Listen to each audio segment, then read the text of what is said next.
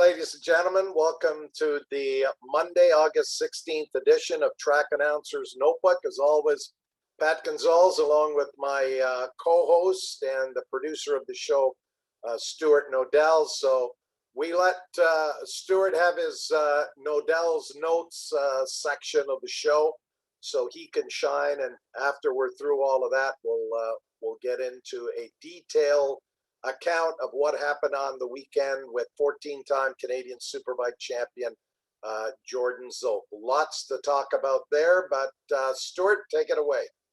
Yeah, thanks, Pat. I'll try and keep it brief tonight. First, I just want to send out all the well wishes. I'm sure as everyone has heard about Mike Grass, who crashed in the Pro Sport Bike 600 race on Saturday afternoon, I believe, at corner 2 at CTMP. So there isn't really a lot of information out there, Pat, right now. I think obviously his family's focused on his health, and our well wishes go to him. He's, I believe, in an induced coma, and actually James Pletch has just texted in that they've reduced the sedation. The doctors are quite hopeful that he's going to come around on his own. So I'm sure these next few days, just like when we were dealing with Jeff Williams last year, are quite important and critical. Yeah. And you know what? This photo here was sent to me by a photographer friend of mine. And this was Mike. I'm not sure he's got a lot of experience at Canadian Tire Motorsport Park, but he was riding the wheels off at Kawasaki. He's battling with Marco Sousa here, and I believe at one point was up in a 9th in that race, but there were about 3 or 4 riders, including Mike and Marco Sousa, who are fighting out for, that 9th and 10th place position. So we're optimistic. We're hopeful that Mike is going to be able to pull through. From what I understand, in stable condition, the doctors are hopeful, and we hope maybe by next Monday to have some great news that he is on the road to recovery. But yeah, very, very unfortunate. And then actually we have Jordan on, so thankfully I got this picture. Jordan Royds actually forwarded this to me, and I guess there was a mishap on the cool down lap, and it must have been after race 3 because I had to leave early on Sunday. Yeah, that was race number 3. Jordan, you're looking back at the 2nd and 3rd place finishers. And what exactly happened there? I don't think that's ever happened in your road racing career, where you win a race, the 2 guys behind you are trying to congratulate each other and everything went awry. Yeah, it's funny now. I mean, people can get hurt in those little incidents, and I'm glad they didn't. I gave the thumbs up and fist bump to Ben for some clean racing, and then and then I looked back, and he went to do the same, I guess, with Alex, and they got together and went down. It was pretty funny actually now, but I think that happens sometimes with the younger kids in MotoGP as well. All right. And then looking at some of the Moto America racing this past weekend, Pat, Sean Dillon Kelly was the big winner in the Super Sport division. And our good friend of the show, Carl Soltys, had a good race. He finished 9th and 10th, 8th and 10th, and he's sitting, I think, 7th in the overall championship right now. Yeah, I think he's tied for 7th. The 2 main combatants in that Moto America Super Sport class, I think both of their races were nail biters, like fraction of a second. There you can see race 1 that Escalante won by 0.144 of a second. I mean, that's almost as close as what it is in CSBK Superbike. And yeah, there you see our friend Carl Soltys in 9th. He's just been consistently running up there in the top 10, and I don't know if he can get into the top 5 with some stronger finishes in the last few races, but Escalante with the win. But then on Sunday, Sean Dillon Kelly turned it around and he took another win. So I think he's got a pretty comfortable lead.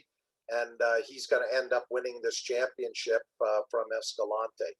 Yeah. Yeah, he's got a, you can see the differential there. I don't know if you can see it well enough, Pat. Yeah. It's 61 points. Yeah, and so he's got a nice little cushion. He can almost cruise home to the championship. And there you see Carl Soltis tied with Kevin Olmida on 82 points. So tied for 7. And Rocco Landers had a couple of podiums, which again, he keeps improving since his he had that great Daytona 200 ride earlier in the year. It's his first year on the 600. And then in Superbike, it's the Jake Gagne show again. They've got a baker's dozens of wins, and obviously Jonathan Cornwell and Darren Marshall, the Canadians that are overseeing and running that team, are just doing an outstanding job. Yeah, he continues to get just a great motorcycle each time. Race 1 at Pittsburgh, there you can see 11 seconds over Tony Elias, who filling in for Josh Herron on that bike. I think Herron should be back for the New Jersey round that's coming up the second weekend of September, but Tony Elias doing a nice job there in race number 1. Matt Schultz was 3rd Saturday, and he came back to run 2nd on Sunday. Bobby Fong had a much better ride Sunday. He got 3rd, Elias 4th, and Loris Baz on the Ducati 5th. Jordan, as you look at how successful Gagne has been, do you really think that it's a confidence thing where both his crew and him are sort of feeding off each other, and Cornwell and Marshall are doing their magic? Yeah, I mean, I think everybody knows that Jake's a great rider. He's ridden all over the world. I don't think, when he was in World Superbike, he had a fair shot riding on the probably worst bike on the grid when he was there. I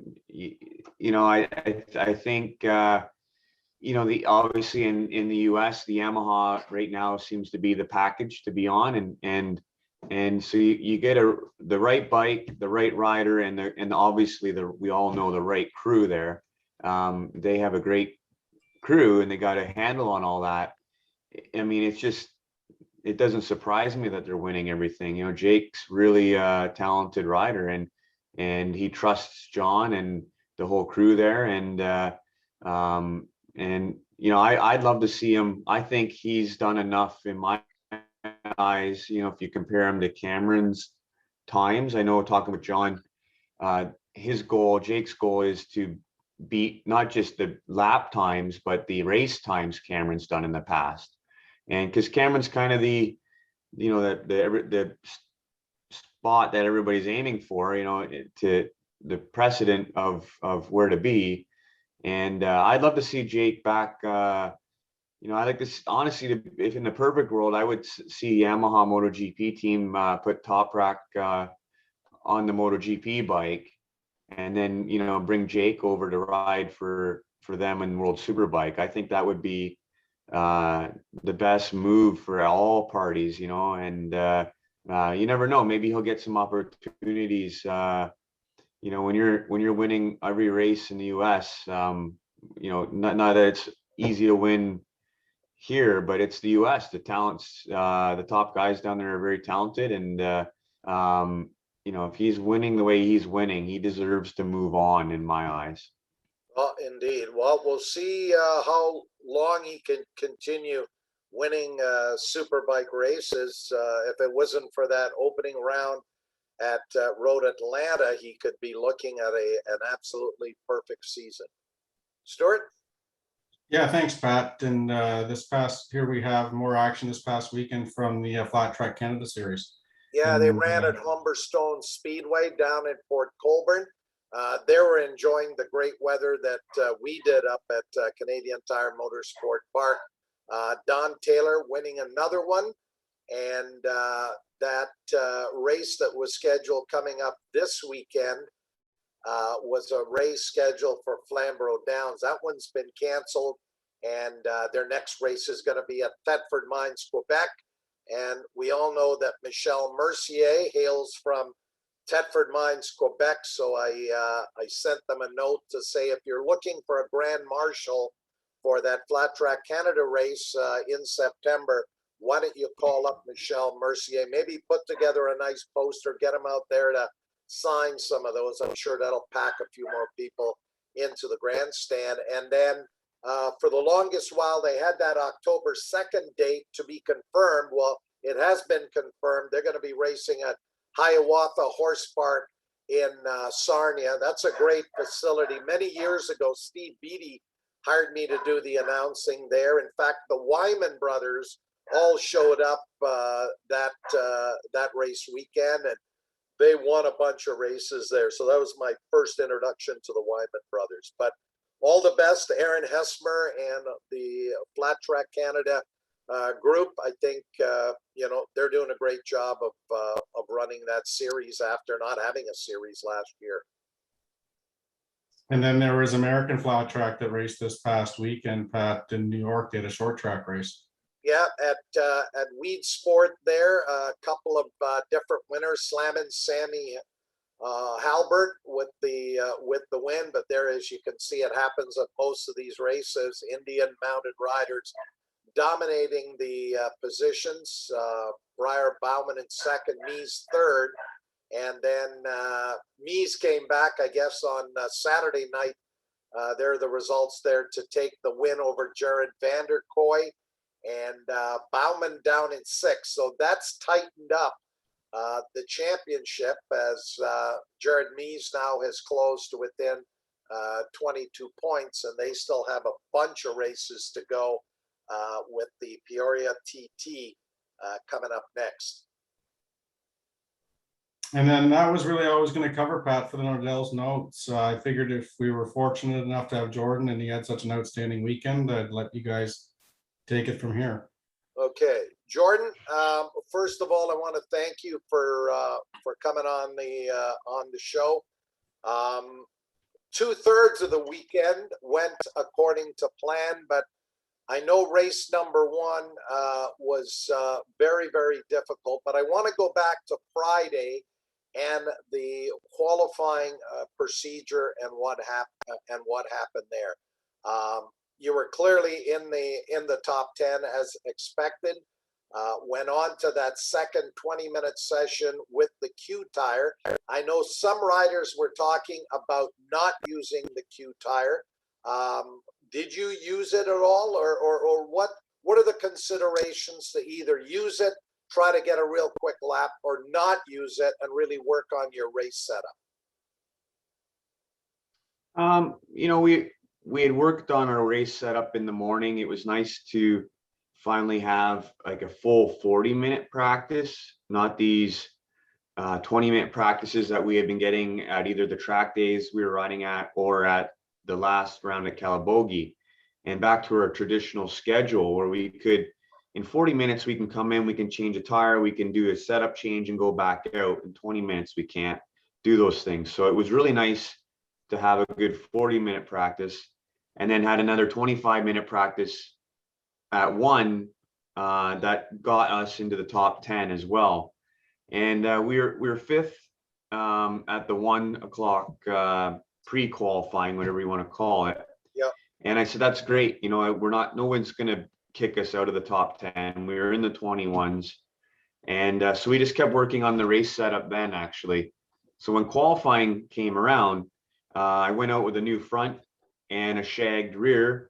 And I just was going to go out and do 2 fast laps just to get my head up to speed around there. As you know, it's a fast track. So you want to get just comfortable with the speed stuff again. And then also to put a couple scrub laps on the front tire. And so I did that, or the plan was to do that. And then I went out on the very first lap. I followed Ben and Trevor out, and I noticed they were on new tires, front and rear. So I figured they were just going out to put in a good time, either on I think a new soft, but not the qualifying tire, or maybe they were just going to use that tire the whole session. I didn't think they were on the queue at first, because that's not traditionally how any of the riders do it. And I don't think they were on the queue, but So anyways, when I followed them out and I got to turn 5, it was spitting. And so I basically came straight in, and I went around once and came in, and then the team put the Q tire on the rear, and we, were watching the clouds, and this, it looked like it was going to be okay. It was sunny, and when I went out to do my Q lap now, and when I got to turn 3, it just started pouring on me. So I was pretty frustrated because now there's a heat cycle on that Q. I didn't think the rain was going to last, and to be honest with you, I thought they would just delay it for a few minutes and put us back in like they have in the past, because you could tell it wasn't going to rain very long. And then Colin made the decision to go back to the previous session, which is what we normally do, the previous full session. And I was 5th place or something. So I was like, whatever, I'm not on the pole, I'm in 5th. And I believe in the democracy. I'm glad that the riders go around and get a vote on how things should be done. Do I agree with the result? No. I accepted it, and I wasn't mad about it. I just thought it felt a bit petty to me, that maybe they were doing it knowing it would put me back to 9th, like they were trying to get an advantage. It didn't seem really, I don't know why Ben even cared, to be honest with you. He was first in both of them. And they tried to say, oh, we had a full session for 11 minutes. So that's more than 50% done of the 20 minutes. But if you look, like, they went out on new tires and not one of them got within a second of the times they were doing in the morning. So obviously the track conditions were not right for the whole entire session. And that's why I felt that Colin's original decision was right. If it was like the times were all really good and then it rained, then I would have supported it. And but I didn't support how it went, and I just laughed it off. I mean, what are you going to do? I was like, you know what? I won from pit lane last year. I'll win from 9th. Right. Now, they did originally go back to that first 25-minute qualifying session. That would have set the grid. You would have been 5th. But then I believe 8 of the 10 riders who were in that second qualifying session filed a protest to use the times from that second session. And that's where both you and Jordan Royds got caught up. You were 9th, he was 10th. And then, obviously, now you're starting back in row number 3. Did you think that was going to be, any kind of a problem, or with that race, originally scheduled for the laps it was, and then of course ended up getting postponed, that you'd have no problem getting up there with the likes of Ben Young and Alex Dumas and all of the other riders? Yeah, you worry a little bit that maybe 2 or 3 guys get away, but I wasn't that worried because I figured there'd be a big group at the beginning all drafting one another. And I just get in on I get a good start and get in on the back of that and work my way through. And because, at CTMP, it's all about the draft battle. No one's ever checked out there. Maybe me once in the whole history of racing there, I've gotten away. That race is like a NASCAR race to me, where everybody's just drafting to the end, and someone who's a second slower than you guys in practice and qualifying has a chance at winning at that track. Yeah. Now, in that first race, and I mean, all 3 of the Superbike races on Sunday were absolutely spectacular. What was the issue in race 1? Because you were right there, and then I watched your lap times go from 22s to 23, 24, and I think towards the end of the race where you hung on for 6th, was it just the wrong choice of tire, or you got a bad tire? What exactly happened? And I apologize, because at one point I got some information that maybe it was a clutch issue with the bike, but that obviously was not correct, and it was in fact a tire.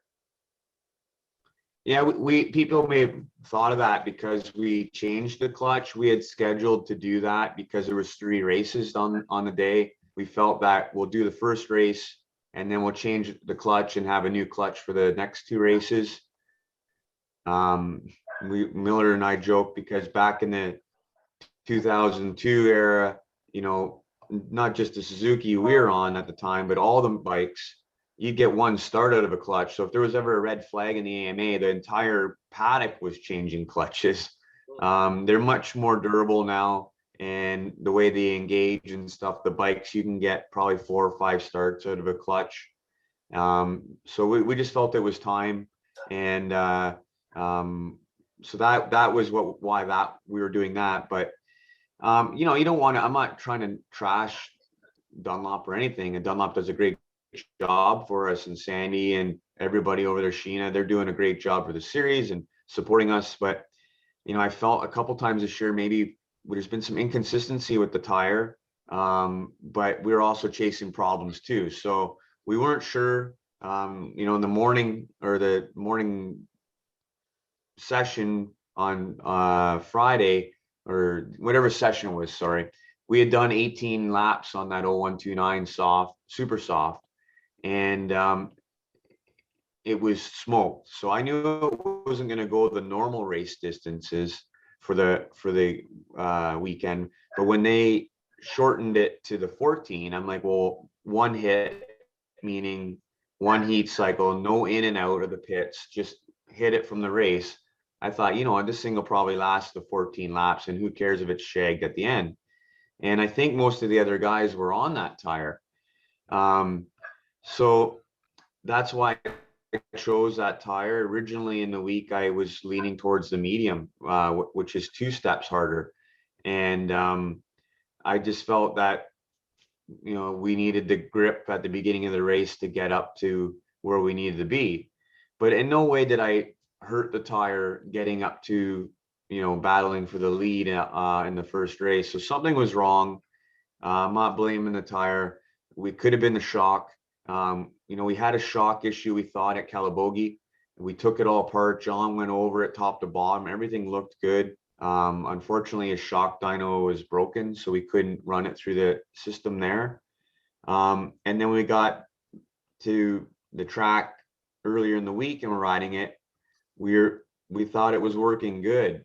So something was funny. So unfortunately, I almost crashed a bunch of times. The tire was so shredded. When I first came in, I was a little upset because I thought maybe the crew accidentally grabbed the Q tire off the rack from the day before.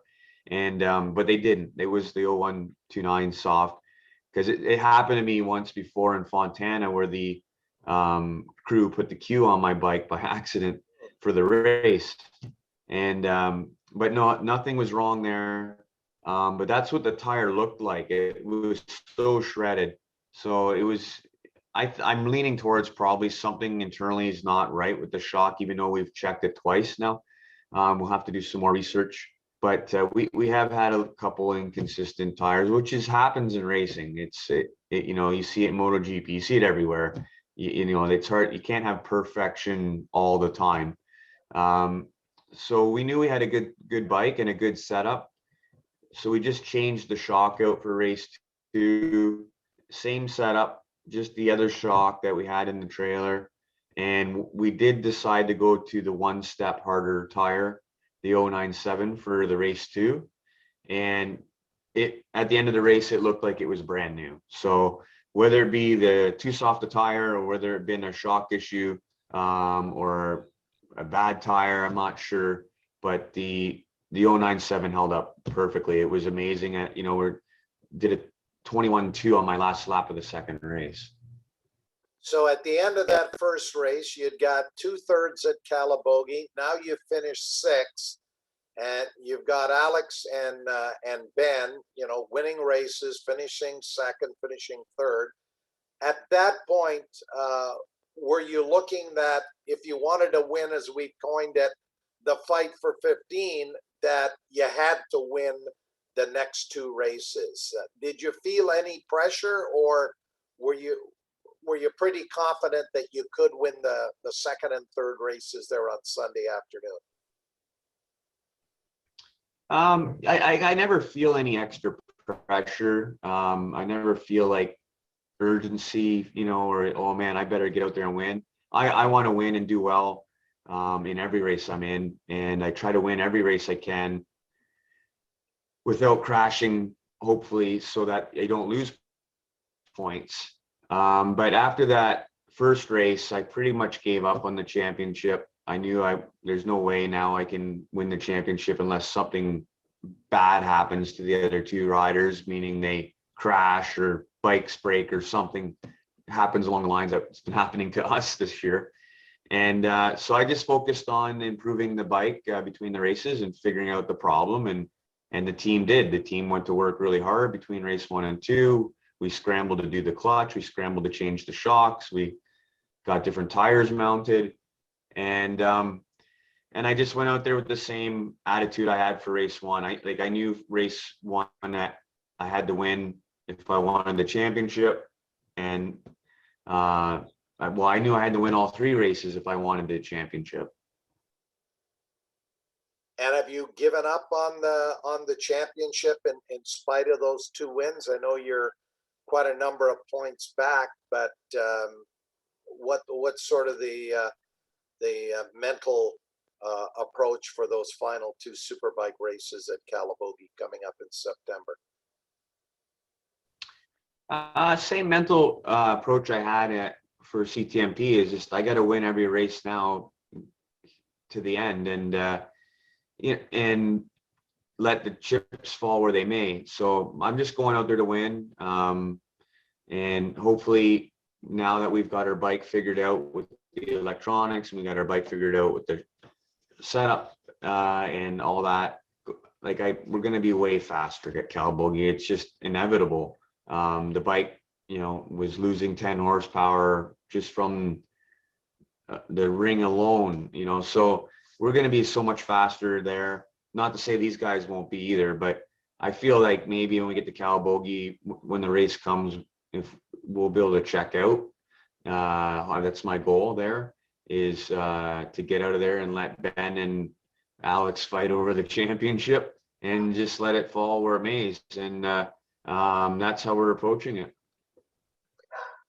Now, I watched you guys come through turns 9 and 10 on the start-finish straightaway. Although you were running so close together, it looked like everything was pretty clean up front.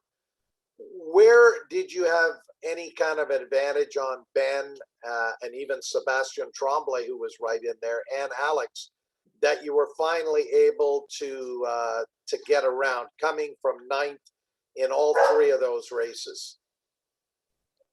Yeah. I mean, everybody's on a different riding style and everybody's on different motorcycles. So different motorcycles are better in different spots.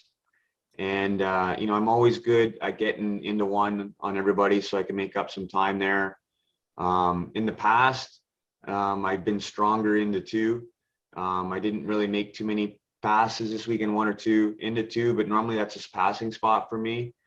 My bike was really strong down towards the bottom of 2 and into 3. So I passed Ben a couple times and a couple of the guys, Tommy, I think once into 3. And my bike was really, really fast over the top and down into 4.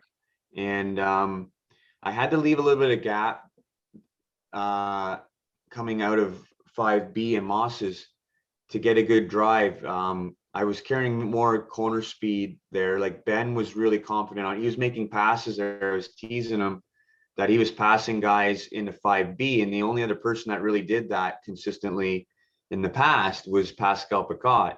And so when Ben did that to me in the one race, I was laughing. I said, I thought Pascal was back out there. But I had some good corner speed, getting a good drive on the back straight. And the new engine configuration we had changed between Calabogie and CTMP with Scott from Fast Company made a big difference. And we knew we had a super strong bike on the straightaway. So I wasn't afraid to lead if I had to on the last lap up the back straightaway, because I felt with the little bit more mid corner speed I could carry there, and if I got a good drive, that I might be able to hold those guys off. The only one that worried me was for that last lap pass really was Thomas. Man, like he made all of us look like rookies how deep he was going into 8. It was unbelievable. When they see the footage, he literally was going around the outside of 3 of us with his elbow down. You know, he was really strong there, and I felt that if he was somewhere in the draft, that would be trouble for the last lap. And I knew Ben would, and I knew Ben would try something probably into 10. He's confident on running it in there, and he's a smart rider too. But super clean. Everybody was super clean. What the fans don't see or understand that's really tough at that track is when you get sucked into a draft. You know, normally we're doing 280 to 285 GPS speed on the back straightaway out by ourselves in practice. And in the race, I'm hitting almost 300 kilometers an hour because of the double drafts and stuff. So sometimes you can get sucked in and get in too deep, or all of you get in too deep, or just the wind coming off all the bikes at that speed. You know, the MotoGP was just at the Red Bull Ring, which has some issues with wind and top speed, and with the corner 3 there. That's kind of the same thing when you're at Mosport. It really affects you, and you just got to be aware of that and be ready for it. And so, Jordan, we're particularly in that first race, where whether it was the suspension or the tire going off, how tough was it to maintain as fast a lap as you could and not fall any further back than 6, and then maybe not try to be too aggressive where you end up on the ground and then the championship is gone for sure? How did you sort of gauge the speed you could go given the issues that you were dealing with? Yeah, I mean, I was a little nervous, you know, before it went off. We were doing 21s. I had a chance where I could have got into the lead on the back straightaway, and I rolled out of it, and because it was early in the race, and I was just trying to settle in and be smart. And then it just went off almost in 1 lap, and that's when I started to think, oh man, did someone put the wrong tire on? Because it literally, I went from 21s to a 23.9 to 26s, and it was really sketchy. I mean, every time I would roll off the throttle and then even right before I grabbed the brake, the back end would step out. So it was seesawing into 2, seesawing over to 4, and then, you know, it was vibrating quite badly in 6th gear. And then when I would let off for braking in 6th gear on the back straight, it was pretty scary. At one point I thought maybe I should pull in, do this right thing, you know, like I don't want the tire to come apart and crash and hit a wall. And so I just tried to look at my pit board, and it said +5. So I just thought, well, I'll just ride around and try to bring it home and really pay attention. I was actually riding with my finger on the clutch the whole time in case something came apart. And I just tried to be smart and be safe and bring it home and get some points, I guess, that we could get. Now, the other Kawasaki up in that lead pack, Sebastian Tremblay, looked at one point in race 1 he was going to finish on the podium, and of course there's the new Constructors Championship. What's the difference in performance, top end speed between your Kawasaki and that Turcotte performance machine that he rode so well on the weekend? I think a lot of people were impressed with how he was able to stay with you, Alex, and Ben. Yeah, I was shocked to see him there, because, you know, he's ridden a Superbike once or twice before, and he's, you know, hasn't done anything like that. So we were all a little surprised to see him there, I think, and happy too to see him there. And I'm sure, you know, Kawasaki's happy to have another bike in there. And not because I ride for Cowie, I'm surprised there's not more of them out there. They make so much power stock. Everybody thinks, you know, and obviously the BMW does as well, but the Cowie makes just as much as a BMW and in a stock condition. So they're very, very competitive machines in that department. Obviously, we have more work done to ours. It makes it even more powerful.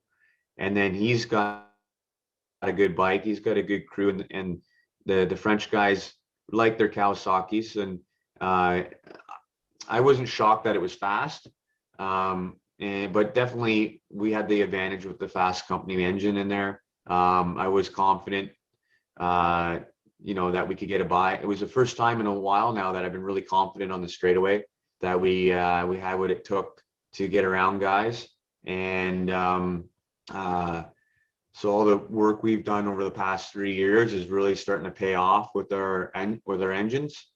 And yeah, hopefully, you know, for Kawasaki's sake, he can maybe do some more races and help us with the Constructors Championship there. But and it's good for the class to have him there.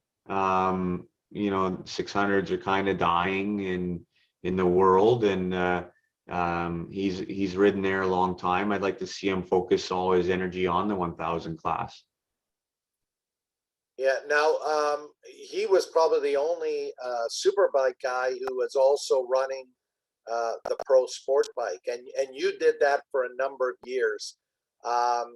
If you had your choice, and obviously you're just running the superbike, is it better to just focus on the superbike, or what are the challenges of hopping between the 600 and the 1000 as he did this weekend? Yeah, I mean, it is a lot easier to go faster on one of the bikes, Superbike or 600, if you're just focusing on that. And that's why 30, 40 years ago now, I guess you could probably look at why people stopped riding two classes in the world stuff. But, you know, in the AMA and in Canada for a while there, a lot of guys did two classes. Miguel did two classes. And it was kind of the manufacturer's way of justifying paying you the money they were paying us at the time, which was pretty good, by having us ride two classes. And they had the personnel to back it up. You know, the teams were bigger and all that. So I enjoyed it in the 2000s when I came back to Canada and was winning on both classes. It was fun, but it was a big undertaking for the team, and obviously a cost and crew. In 2010, we decided to stop doing that. At the end of the year there, I said, no, I'm only going to do one class going forward. Also because we stopped making money. We stopped having budgets for racing. So there's absolutely no way, you know, I was doing everything I could around here between the sponsors and things just to get Amy out on a Ninja 400 for a few laps, let alone try to run a 600 for me to ride. It would be too much. And it takes away, yeah, for sure. I think it's better to focus on one class. All right. I want to come back and talk to you about the Ninja H2R that you rode on the Sunday of the VRRA weekend, and did a little bit this weekend on it to get your impressions on that bike. But I want to go to Stuart and Odell. Stuart, I think we've got some questions or comments for Jordan in the Q&A. Yeah, thanks, Pat. The first question or comment we had was from Alex Coelho, and he said that apparently in Moto America, there's been tire issues with Dunlops, most notably on Jason Farrell's Kawasaki. So maybe there is something to say about having the odd tire issue, whether it's the odd bad one or not. And then Andy Hill from down east has reminded us that he used to watch these guys race three classes: Superbike, 600, and I think he means 750 production, which I sort of remember when I began racing. And then yeah, oh, sorry. No, go ahead, Jordan. To say with Alex, first off, like, you know, Dunlop's doing a great job and they're working hard. You know, you have tire issues no matter who the manufacturer is. You know, you see it in MotoGP with the Michelins, you see it happens. But I think right now, like everywhere in the world, consistency has been a problem because there's just no parts, there's no product, there's no time to get it. Everybody's so far behind, and that's where you're going to have little mistakes. So, you know, you're trying to be patient with not just the tire company, but anything we're dealing with in life right now. You know, that sensor ring that we had wrong, it was my fault not knowing.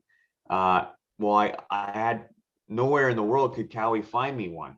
Like one sensor ring. I mean, you can't find me one. I found two out of a performance shop in England. I had to buy them from. So we had to share two wheels for the whole weekend, which is really hard for us to do on a two-bike superbike team. So it's just the kind of the nature of the world right now is there's going to be some inconsistency with things, and I just try to get through it and accept it. But and then the second one, yeah, I remember those days when guys were riding three classes. I was laughing riding three races on two different bikes at the Armor around a couple weeks ago. Well, yeah, that was a bit of a throwback. Speaking about riding other bikes, Jordan, I know you were scheduled to do a whole bunch of demo laps over the weekend, but let's go back to a week Sunday at the VRRA races on the Sunday.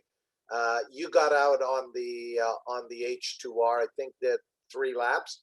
How does that bike compare to your super bike? It's a Kawasaki. That's about the Right. only comparison. Yeah. You know, it's first off, it's super unfortunate. I was really pushing hard. You know, everybody was like, Jordan, we know you're busy. The team's busy. I'm like, you know, I was pushing really hard I'm like, get me out for one lap, just one lap over the weekend, because the fans were just crowded around our pits the whole weekend looking at that thing. And I really felt so bad that we couldn't show it to them. Friday we did, but a lot of the fans weren't there till Saturday and Sunday. And even at the end of the day, I was trying to tell Ross, like, I'll come in from Superbike, I'll jump on it, and I'll just go out real quick. And unfortunately, it didn't happen because it really is cool at Mosport or CTMP because it's finally a track where it can stretch its legs. And I know Kawasaki loves showcasing that bike. And the fans just, even all the marshals were coming over and the medics and the firefighters were like, man, we just love hearing that thing go by. So I kind of rolled it out in the paddock at the end of the night there and did a big burnout for a bunch of fans on it so they could hear it. But yeah, you missed it. But it's amazing. Everybody wants you to say it's this fire-breathing muscle car, but the technology that they've put into this motorcycle, it's actually really nice to ride. It's a little abrupt on throttle, off throttle, just because of the supercharger effect. But once you kind of get it into the throttle and you're working it through a corner, it's actually really smooth. And as long as you're not pinned, it's nice to ride. Like when you pin it, then it's a monster. But you can literally ride the thing. It's not like it's trying to kill you. And then it doesn't, oh, everybody wants to know there's a wheelie everywhere. Well, like, not really. It's got all these wings it's putting like 30 or 50 kilograms of downforce on the bike on the straightaway. And so it's actually a joy to ride. And on Friday, when I did one fast lap on it, and I wasn't really pushing that hard, to be honest with you, it's reverse or street pattern. I'm used to reverse pattern. And I was just out there, I don't want to wreck this thing. And I think someone clocked me at a minute 27 lap time. So that's pretty respectable lap time on that thing. And you know what? We've never even done a sag or checked the clickers on the suspension. I've just checked the tire pressures and rode it. I've never done anything to it. So I think it deserves a lot of credit that it's a good handling motorcycle. It's not just some boat anchor with a big engine. it handles well, it works well, but I'll tell you on that back straightaway, it sure is exhilarating. The noise it makes, and the speed at the end of the straightaway is unbelievable. When you hit the brake markers, you're definitely going faster than the Superbike. And you know, it just lays, you can see the black marks out of every corner it's laying down when you're riding it. It's pretty cool. We were joking in the pits that it revs to 14,000 RPM, and the supercharger revs at 9.5 times that. So 180,000 RPM is what the supercharger is spinning at, and it's between my legs. So like, it's a little bit like, I hope everything stays in there.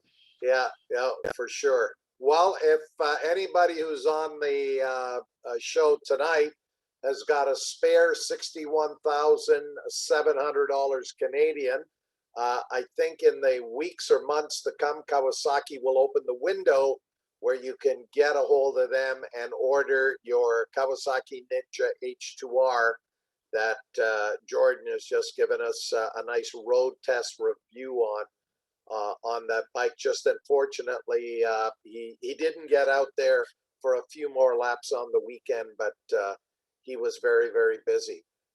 Jordan, looks like September 17, 18 will be the final two CSBK rounds, unless, you know, a miracle happens and there can be a race at Grand Bend or Shannonville, but I don't think that is going to happen. What have you got planned between now and Calabogie in mid-September in terms of testing? Are there any other races, like any regional races you're looking at doing? No, not anything really. Maybe a trials event. I'm not sure. I think there's probably a couple of them I'll try to get out and play in, and just keep training, keep working around here, just trying to get my life going in the right direction. I got my first show, freestyle motocross show coming up in October that I got to get ready for. It's the first show I've done in a year and a half since COVID. So that'll be nice to get back to work a bit. So if we could give that event a plug on the show here, where and when is that event? So I mean, you know, you've heard me talk about the Bulls and Bikes rodeo stuff we do. I'm not doing a trial. I'm not doing a trials demo at this one. It's just freestyle, but it'll be in Paris, Ontario, right on the flat track area there, and it's always those events are really cool because they're choreographed and they're about 2 to 3 hours long, and they do a great job with them. And so I'll got to get some things ready for that. And then I'm away for a week, dirt biking and trials riding up near Calabogie. Like we go away every year for a little vacation. And unfortunately, I had booked that in November because you have to book it so far in advance. And with all my friends and family, that Jacob wanted me to race the H2R in the hill climb challenge. With, I guess the cars are there and they start at Moss's and they go backwards to turn 1. Yeah. I don't know if you knew that, but it's you go up turn 2, which would be really cool. And Jacob wanted me to race it on the H2R, but I said, maybe next year. This year I'm away. I've planned some vacation. I think I need some of that in my life right now with my friends. Yeah, well, CTMP, of course, have got their big car race weekend coming up on Labor Day that we, you know, promoted the heck of it on the weekend. But the following weekend, the 10th, 11th, 12th, that event that you talked about, Drive Festival, I think there will be a motorcycle component there. But yeah, it's sort of Canada's version of the Goodwood Festival, where they're going to take all these really cool exotic cars, some old race cars, a lot of Ferraris, Porsches, whatever. They'll start at Moss Corner, and then the speed run, they run it backwards up the hill through 4, 3, 2, and then finish up at the finish line. So they've actually hired me to be one of the announcers that weekend. So I'm looking forward to it, both cars and motorcycles. There's static displays and all kinds of test drives. Should be a very interesting brand new event that they're launching right in the middle of, well, hopefully we're beyond the middle of COVID, but I think they're selling 7,000 tickets per day for the event. But hopefully it's back in 2022 and we can see you on that H2R. I'm going to go to Stuart Nodell. Again, if you've got a question, a comment for Jordan Szoke, we've got a few more minutes before we wrap up the show. Stuart, I think we've got something else in the Q&A. You're on mute. Sorry about that. Yeah, Pat, we have Pat Barnes saying he'll enter that race in Jordan's place, but he'll run anything. But I was going to ask Jordan, I don't know if it conflicts with his vacation, but after being at the VRRA and talking to Scott Miller, I think Jordan needs to ride that GS that Scott's building to take down Mike McNeil. Yeah, Scott's building lots of neat old vintage bikes, and he keeps saying that I'm going to race them and win on them, and then he's putting the for sale sign on them. Yeah, I'm enjoying riding some of the old vintage stuff. Obviously, the Phillip Island bike's very special, and Scott's actually building one of those as well with the Harris frame. And obviously, my focus is the modern racing for Kawasaki, but I love to ride anything, and I love riding all the old vintage bikes, especially now because the tires you can put on them actually work. Jordan, and maybe one other event to fill your calendar. I know Joel McDonald, who is a pretty fine road racer in his own right, but a great off-road rider, ran in the Corduroy Enduro back in 2019.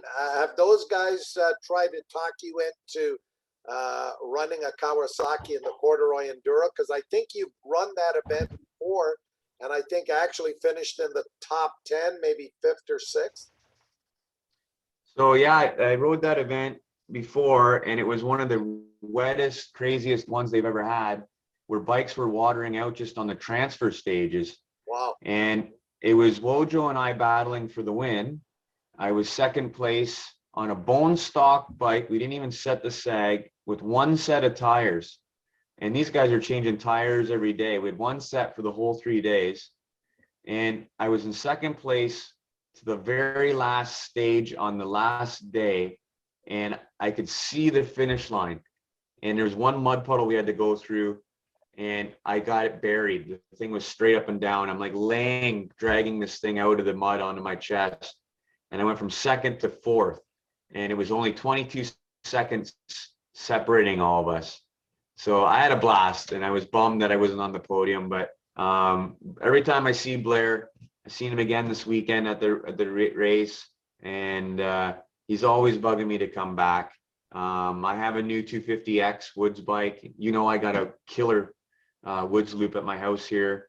I'd love to go back into it. I'm not sure if I will make it this year. A whole bunch of my buddies are trying to get me to go on a big mountain bike, dirt bike trip through the Rockies the same weekend. So I'm not sure yet. I haven't decided, but I will be back there at some point. I know Wojo is riding it again this year for the first time in a while.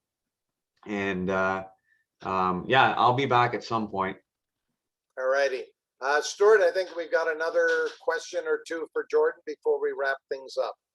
First, just Andy Hill wanted to give a big shout out to young John Fraser for his great showing in the amateur super sport race or amateur sport bike race last weekend at CTMP, and everybody from Shuby sending good thoughts for Mike Grass after his accident.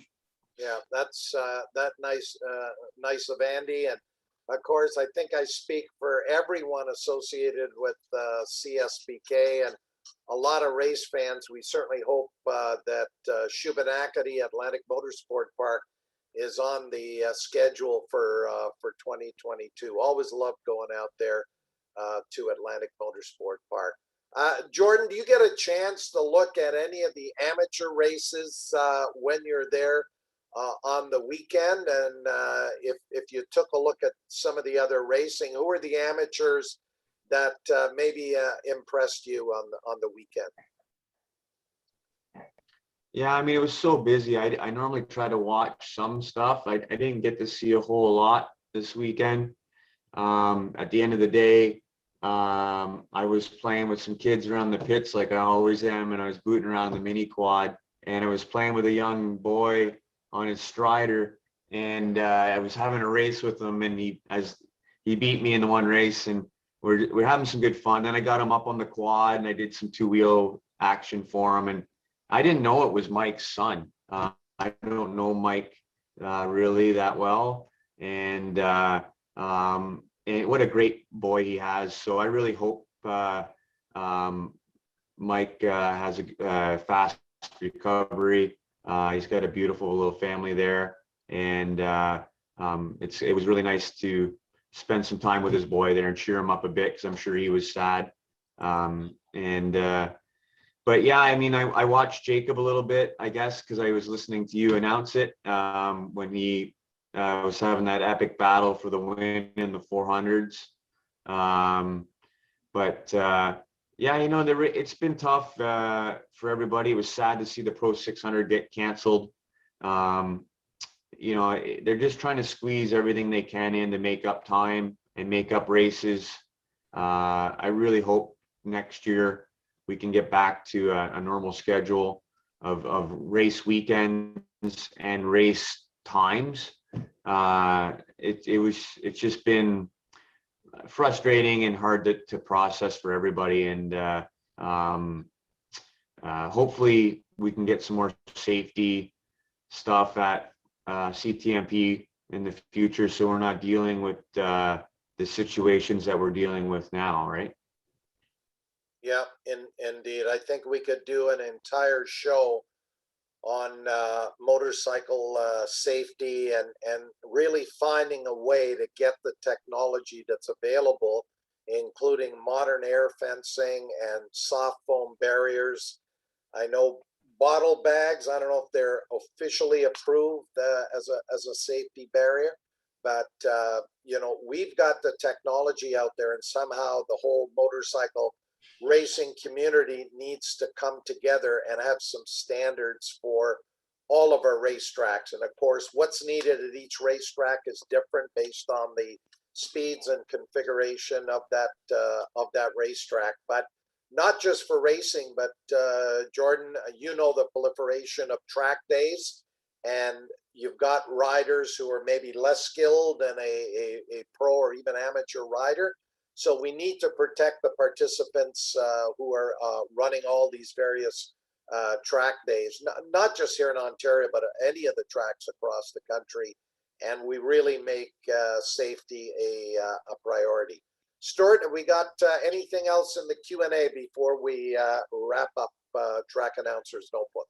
No, you go ahead, Pat. Or actually, someone's just put in now that bottle bags had saved many bikes and serious injuries, and they're asking why aren't all tracks implementing them. But as you said, it's obviously a topic for discussion that has to be looked at, and certainly people like Jordan, I guess, you know, they're, you know, I don't know how much of a say or if they're even consulted in terms of safety, you know, walkthroughs at racetracks and so on. No, like we, you know, back in the day when we went to Edmonton, which became an unsafe track, and it could have been avoided right from the word go. The series, you know, Parts Canada offered at the time to get me out there with the series and give our input. Nobody ever listens to us. It's, you know, the same scenario where you got rich car guys that don't care about motorcycles, and you know, the tracks don't care, and obviously we don't have the money. Colin doesn't have the money.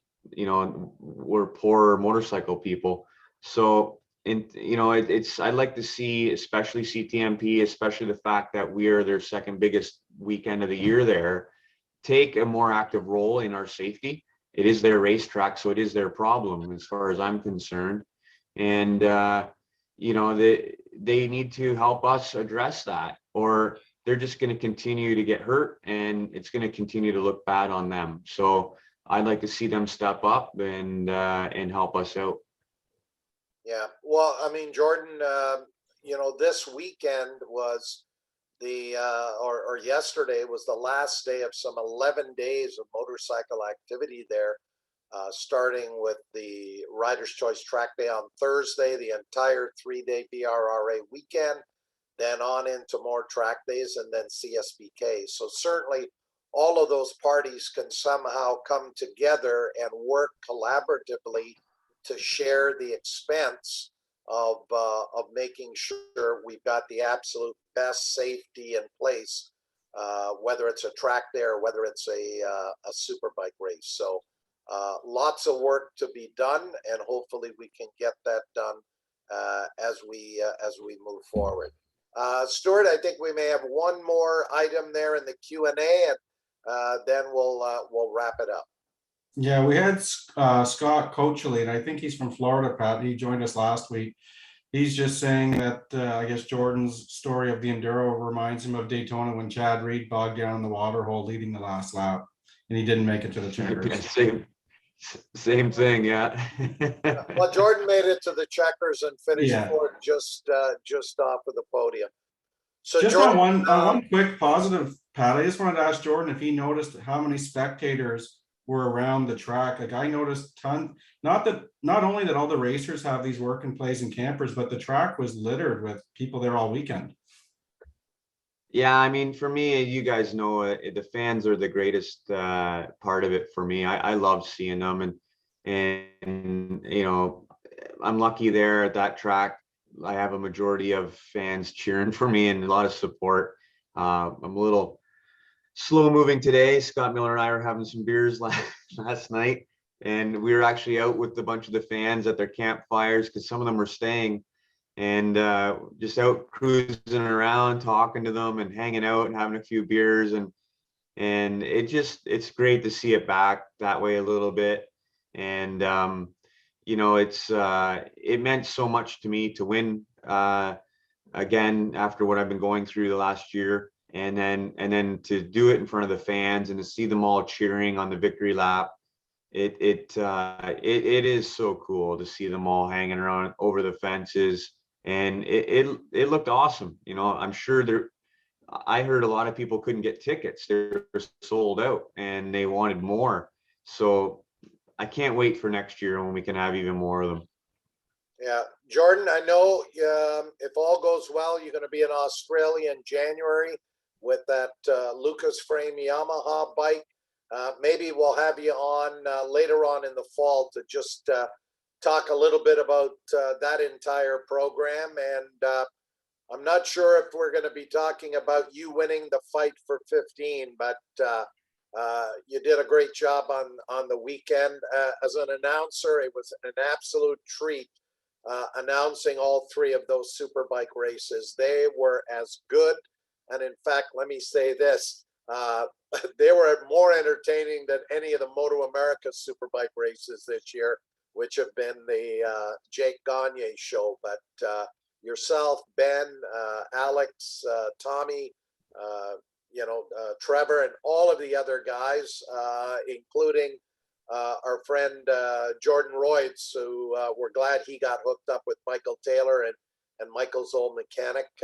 He was right there beside you in row 3 that I almost renamed Jordan Row, not row 3. But you guys did a great job on the weekend. All the best at Calabogie, and we'll see you down the road, and maybe a golf game in a couple of weeks. Awesome. Yeah, I look forward to it. I'm doing a charity work related type golf thing actually for Canada General Warranty on Monday. So yeah, I'm always looking forward to some golf. All right, awesome. Well, that is going to wrap up this edition of Track Announcer's Notebook. Our thanks again to Jordan Szoke and to everyone who joined us here on the call tonight. Thank you for your questions and comments. And Stuart, we'll give you the final thought on this one. Yeah, thanks, Pat. Just want to thank Jordan for joining us. And we also have the YouTube channel, so I've recorded the show for tonight. So anybody who's missed part of it and wants to catch up on it or any other episodes, just go to the Track Announcer's Notebook on YouTube and you'll be notified every time we upload a new video. And of I wish course- Jordan the best of luck going forward. I think he's got a chance, and you're never out till you're out. So you never know what's going to happen. All right. And again, our thoughts and prayers are with Mike Grass and as he continues to fight like a true champion there. Hopefully by next Monday night, we've got some great news to share with you here on Track Announcers Notebook. Have a great week. Good night, and we'll see you next Monday night on Track Announcers Notebook.